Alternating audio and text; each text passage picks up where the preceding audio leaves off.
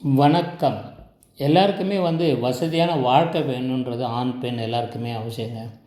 அதுவும் ஒரு turning point அந்த கல்யாணன்ற ஒரு விஷயம் நடக்கும்போது எனக்கு நல்ல பணக்கார கணவர் வருவாரா? நல்ல பணம் படைத்த மனைவி வருவாங்களா? அப்படின்னு பார்க்குறது ஒரு இயல்பான விஷயங்க. அதில் தப்பு கிடையாதுங்க. இதை பார்க்குறது எப்படின்னா, உங்கள் ஜாதகத்தை எடுத்து வச்சுங்க. அதில் 7ஆம் இடம் பாருங்கள். 7ஆம் இடம் பலம் பொருந்தி இருக்கணுங்க. இது நம்பர் 1ங்க. 7ஆம் அதிபதி பலம் பொருந்தி இருக்கணும். அவர் 2ஆம் இடம் தன குடும்ப வாக்குஸ்தானம், 9ஆம் இடம் பாக்கியஸ்தானம். உங்கள் லக்னத்திலேருந்து 2ஆம் இடம், இல்லைனா 9ஆம் இடம், இல்லைனா 11ஆம் இடமான லாபஸ்தானம், 9ஆம் இடம் பாக்கியஸ்தானம், தன குடும்ப வாக்கியஸ்தானம். இந்த 3 இடத்துல எங்கேயாவது உட்காந்துருக்காரா, சம்மந்தப்பட்டிருக்காரா? உட்காந்துருந்தால் பெஸ்ட்டுங்க. இல்லை சம்மந்தப்பட்டிருக்காரான்னு பாருங்கள்.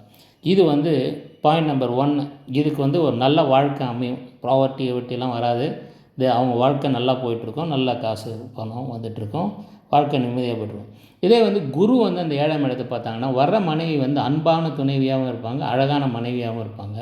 சுக்கிரனும் குருவும் பார்த்தீங்கன்னா, அன்பான மனைவி, அழகான துணைவி அமைந்தாலே பேரின்பம் தான் அப்படின்னு சொல்லிட்டு ஜாலியாக போயிட்டுருக்காங்க.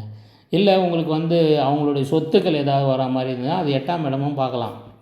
பார்த்து அதில் திடீர் அதிர்ஷ்டம் இருக்கான்றதை நம்ம ரிசர்ச் பண்ணி பார்த்தோம்னா தெரிஞ்சுக்கலாங்க. இவ்வளோ தாங்க மேட்ரு. இதுக்கான டீட்டெயில் வீடியோ நான் பின்னாடி போடுவேன். நம்ம சேனலை சப்ஸ்கிரைப் பண்ணுங்கள், பெல் ஐக்கான் ப்ரெஸ் பண்ணுங்கள். நன்றி, வணக்கம்.